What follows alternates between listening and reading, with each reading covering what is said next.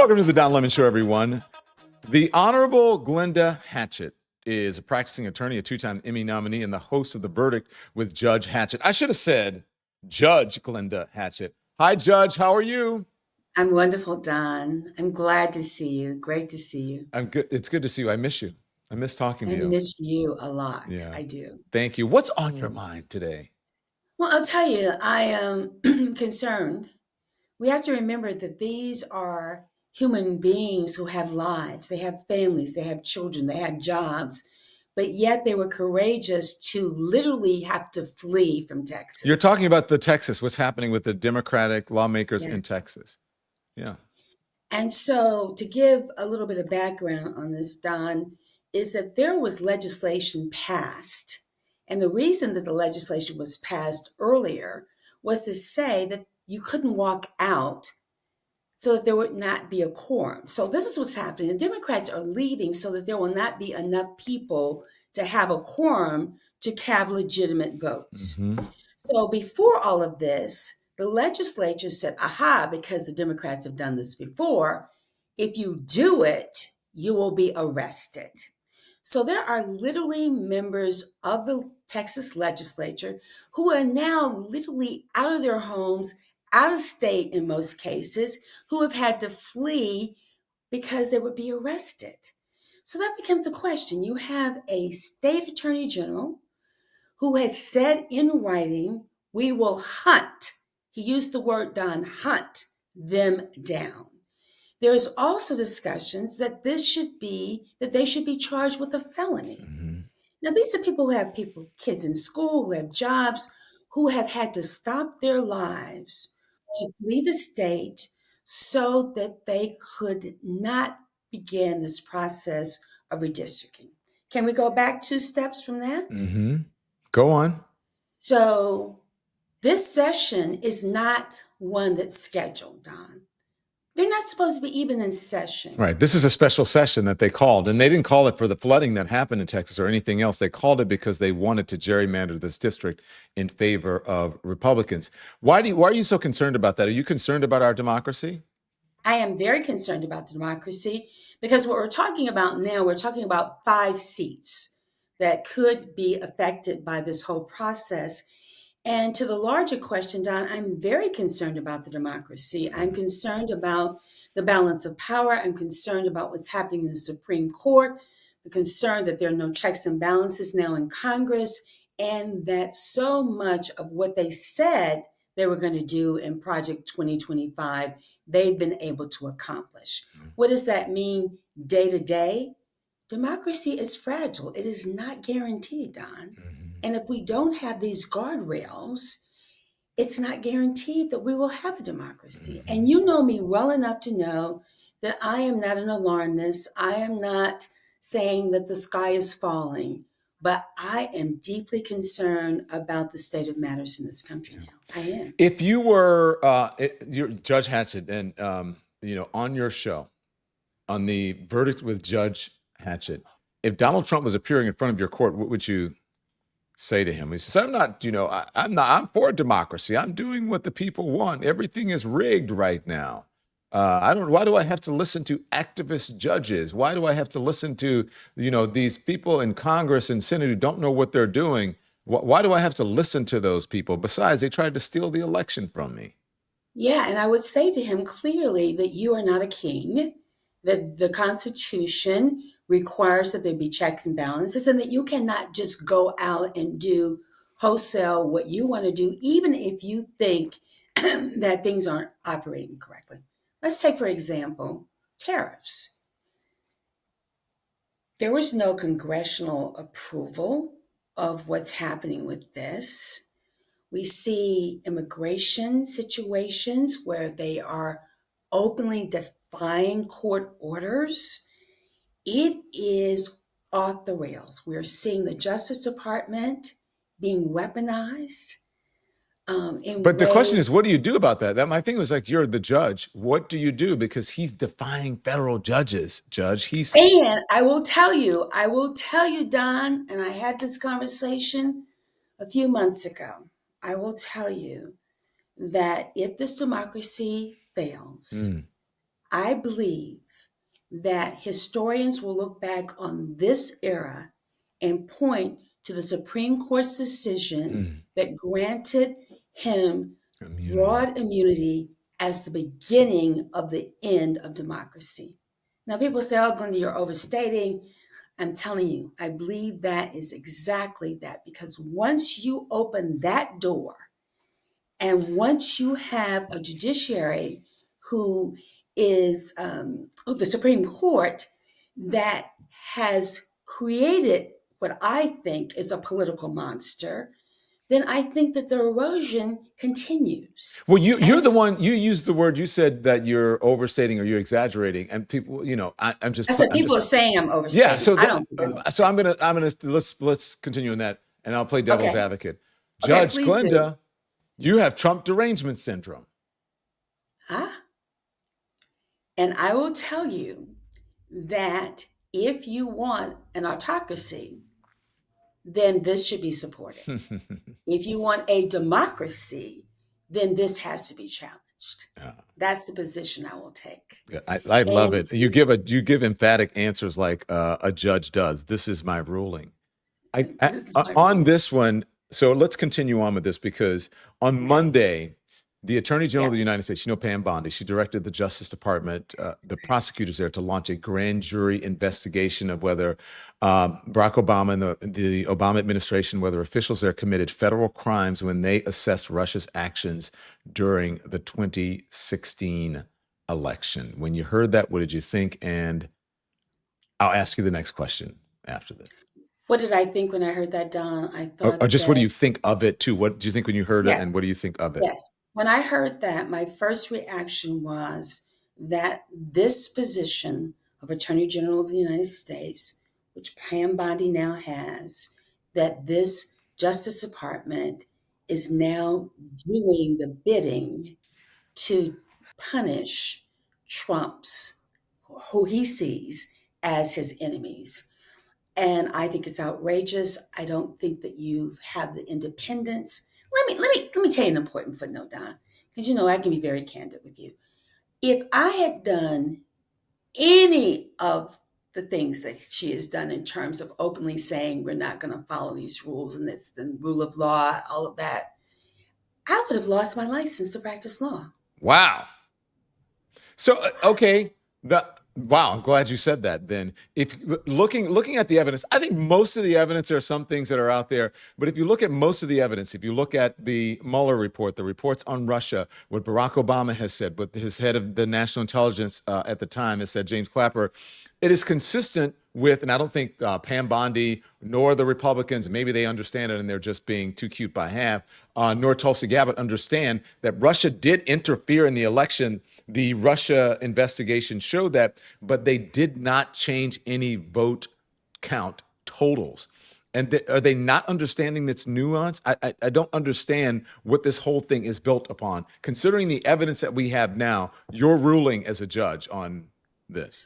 My ruling on the judge is that there is no basis, there is no legal basis for President Obama, even Jack Smith. I mean, we haven't gotten to that yet, but my whole point is that there is a troubling trend, in my opinion, of the Justice Department being weaponized. You can't just go out and say, Glenda, you have broken the law. You've got to come in with some proof that I have done A, B, and C.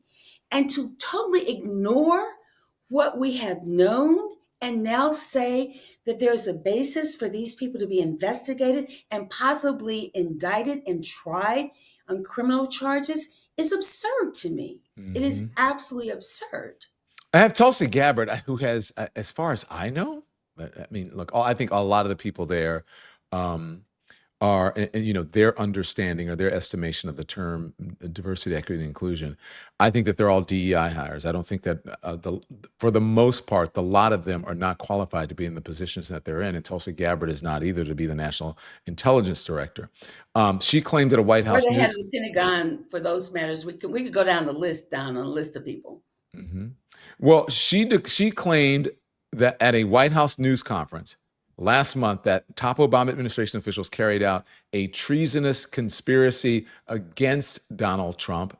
By the way, it is her recommendation to Pam Bondi that a grand jury be opened or that folks in the Barack Obama administration be criminally charged or investigated.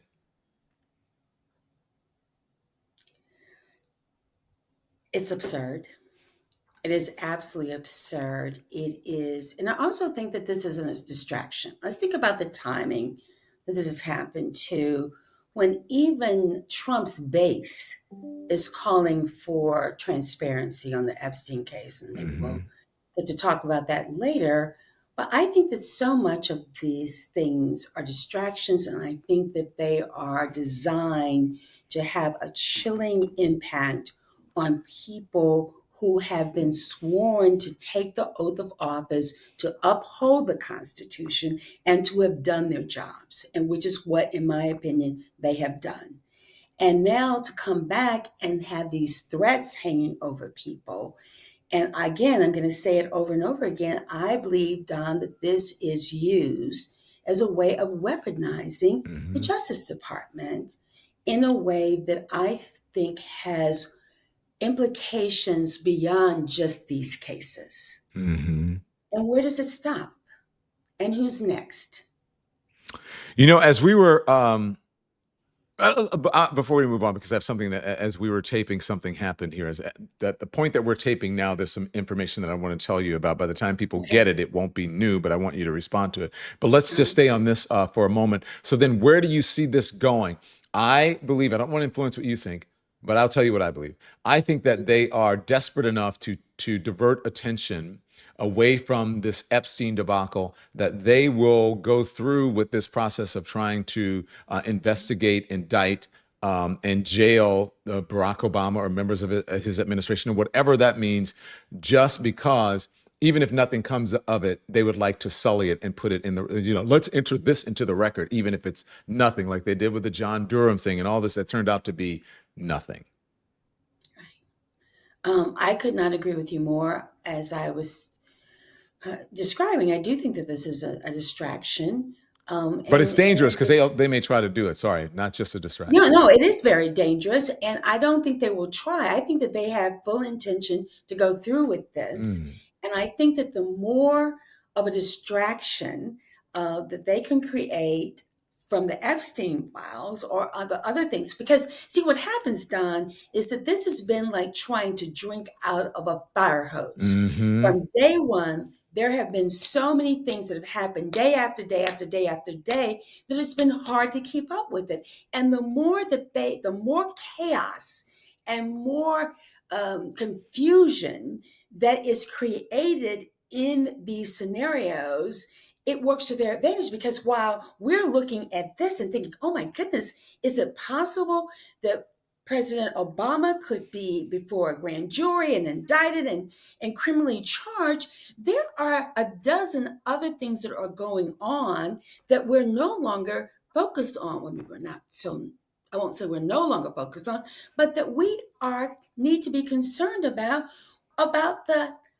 hundreds of thousands of people who are not going to have health insurance because of this new legislation, this big, beautiful bill, which is causing so much problems. And you know that I have a particular concern about women who are pregnant because of my daughter's death, right? More than 40% of all women who are giving birth in this country are on Medicaid. So what happens now? And we could go on and on and on. My point is that the more that they do over here takes attention from what really is going to be the impact of this new legislation nationally. Do I think that this is a threat? I think it's more than a threat. I think that they're going to go through with it, and I think that they're going to use it as an example. And if they do it once, who says that they won't continue to do it to others? And that's my concern. Support comes from Shopify. This show started just as an idea, and Shopify helped turn it into a reality. Starting your own business is something many of us dream about, but too often we get stuck in the what ifs. What if I don't have the skills? What if I can't do it alone? Well, Shopify helps you turn those what ifs into why nots. Shopify powers millions of businesses worldwide, including ours right here at the Don Lemon Show, where we use it to bring you the merch that you love. Even if you can't design a website, Shopify has beautiful templates ready to go. Their AI tools can help with everything from product images to discount codes, and their 24/7 support means that you're never on your own. It's time to turn your ideas into sales. Sign up for your $1 per month trial today at shopify.com/lemon. That's shopify.com/lemon. Support comes from Delete Me. These days, our personal data is everywhere and for sale. Your name, phone number, address, even info about your family can be bought online by anyone. That can lead to identity theft, phishing, and harassment. Now, as someone with a public profile, I know how important it is to keep private information just that, private. Delete Me makes it quick and safe to remove your personal data from the web, and they keep it off. I've had friends deal with doxing and identity theft, and it is not something that you want to face unprepared. You don't want to face it at all, but especially not unprepared. So protect yourself. Get 20% off your Delete Me plan by texting Don to 64000. That's Don to 64000. Message and data rates may apply. You brought up your daughter, Kira, right? And she passed away in 2017 after giving birth to her child. 2016.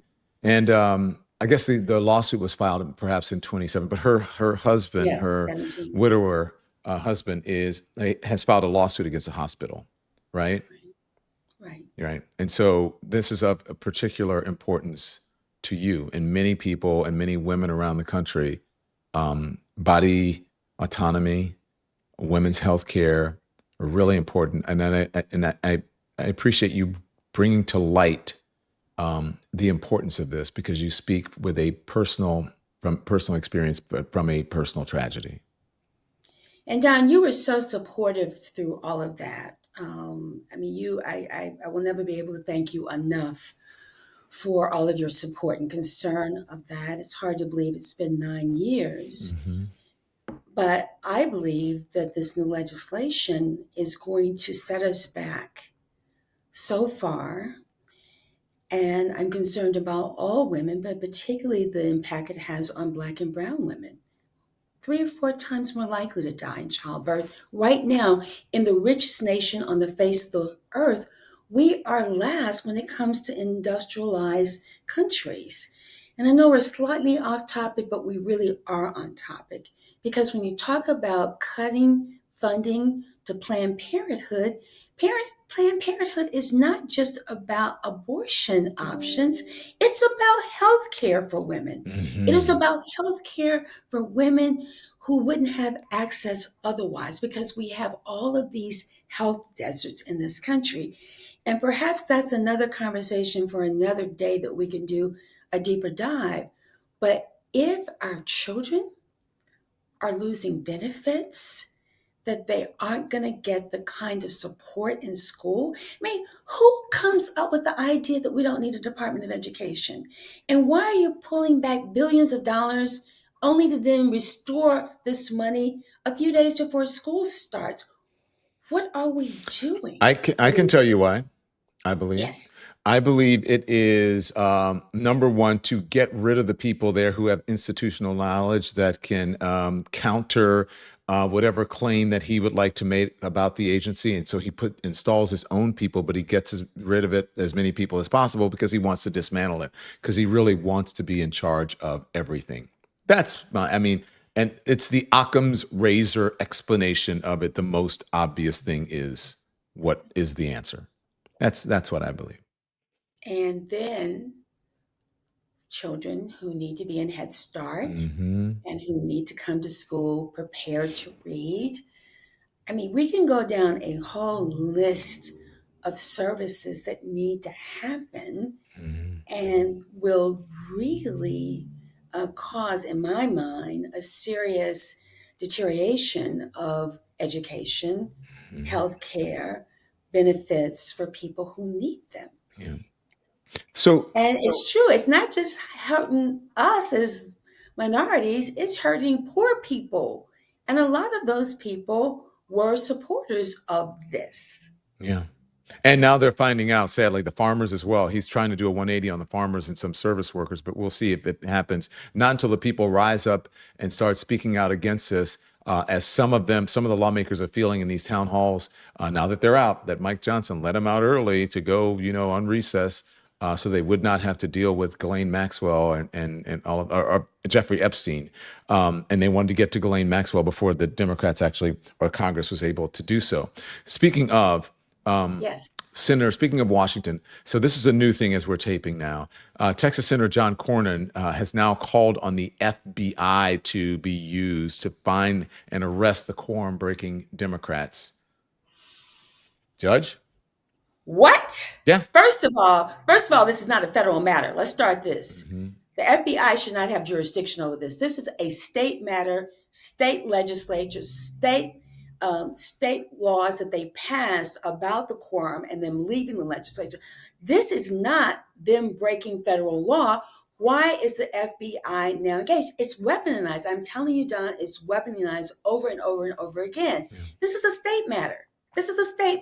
Yeah. How does the FBI now have jurisdiction over what happens in the state legislature? Well, I think that they're just obviously trying to scare the Democrats, but they want to put a message out there to pretend that they are standing strong, and they want to own the libs or own the Democrats. And they're probably pissed off that they've actually figured out a way to, for this quorum and to not to have to vote on this. And I do believe that many of them or some of them are going to stay away from Texas if they can.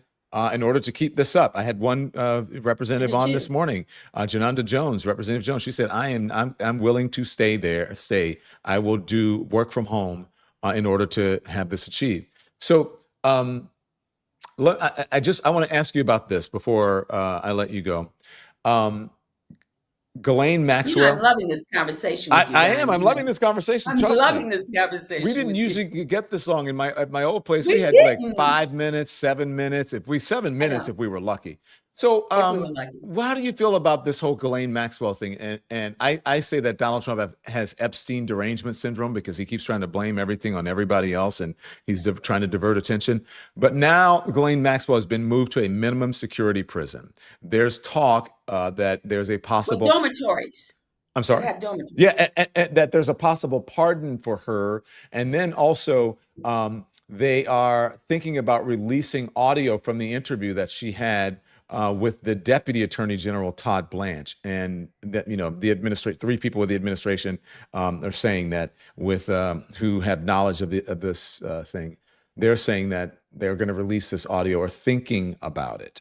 Now, obviously, if it was something that was not good for Donald Trump, if it did not exonerate him, they believe in some way that they would not be doing it. But what do you think? Why are they wanting to speak to and trying to make a victim out and a credible witness out of someone who has been convicted of crimes against children and also perjury? Because they need some counterbalance to the news cycle, that it is no coincidence that Todd then goes to Florida to interview her. Mm-hmm. Now, let's remember who Todd is. I remember that before he went to the Justice Department, let's remember that he represented Trump. So he goes, which is highly unusual. I mean, you send this person to interview her in prison, the timing, and now she's in a dormitory style prison in Texas. Come on.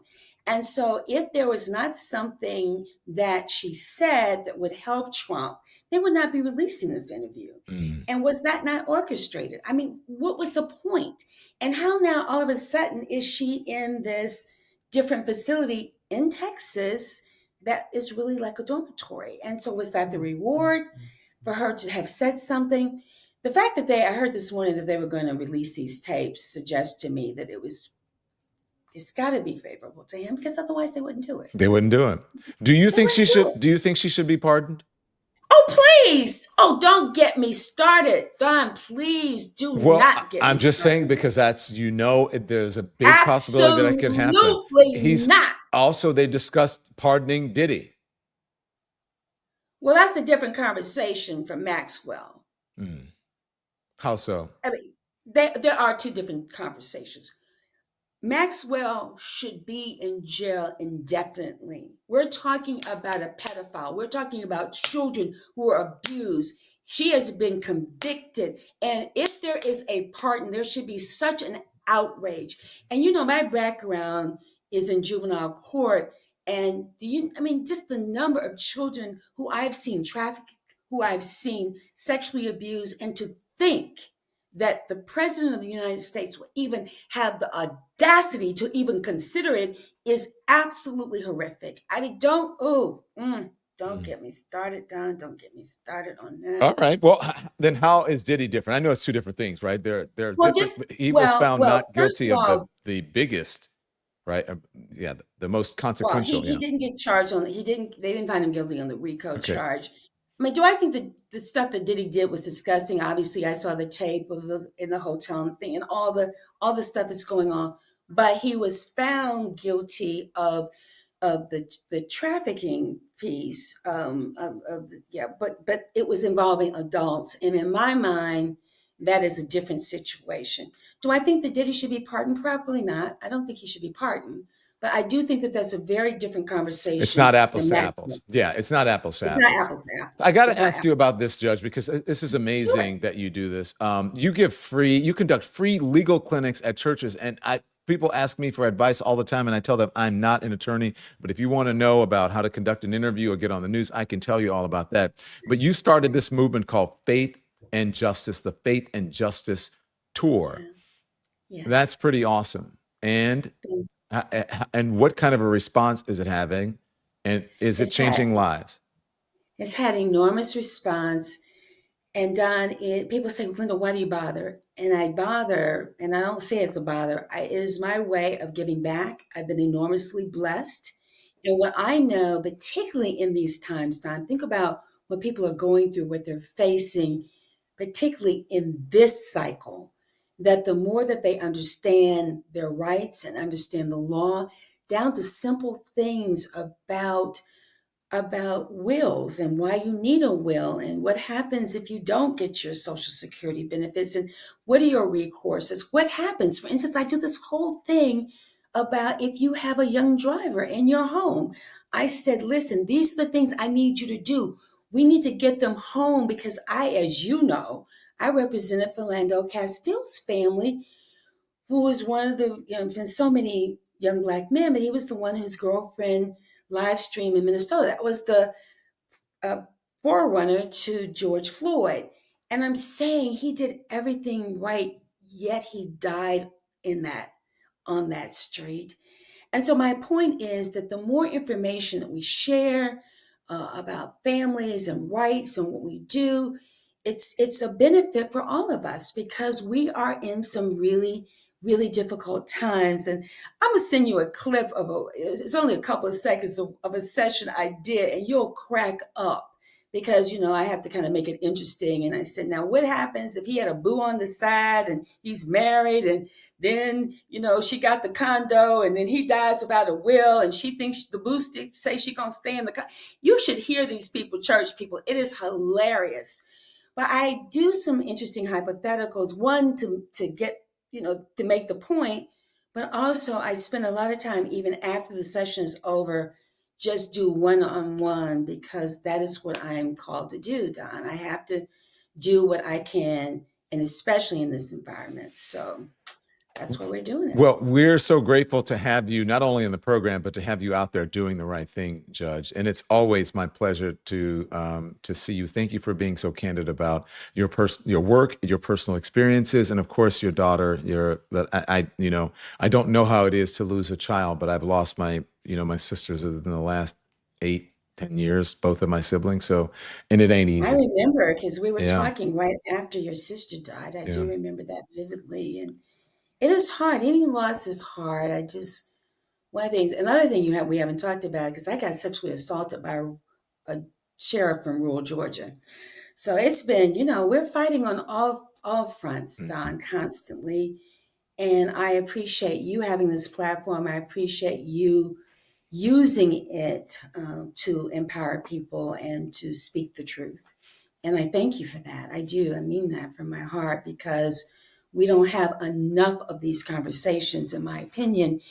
And with all the cuts in the media and people getting fired and stuff, we've got to be even more intentional about doing what we believe is right. So when you're in Atlanta, I'll take you to dinner. Judge, I thank you so much. I don't know if you can hear my doggies in the background.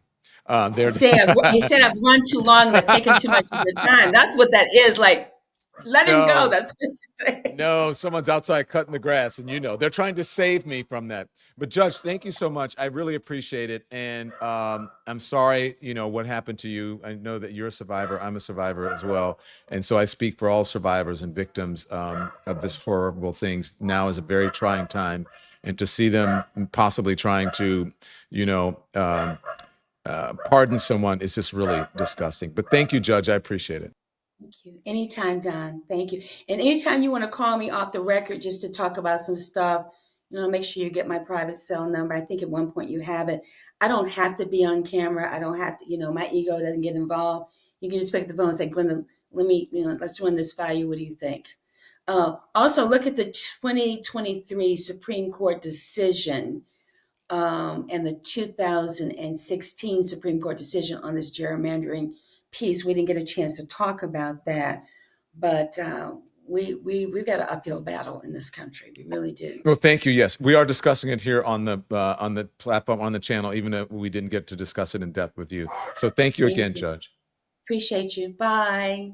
Thanks everyone for watching. Your support means the world to us. So make sure you hit the like button and you subscribe to our channel to make sure that you never ever miss a video. We're live every day, 10 a.m. Eastern time. We drop even more content at 2 p.m. Eastern and 5 p.m. Eastern. And if you want more Don Lemon Show content, we'd love for you to become a member of the Lemon community, where you will receive access to special community posts. You'll get exclusive content and members-only live shows. So head over to our channel page or click the join button on this video. Again, thank you for watching. We appreciate your love and your support, and we will see you next time.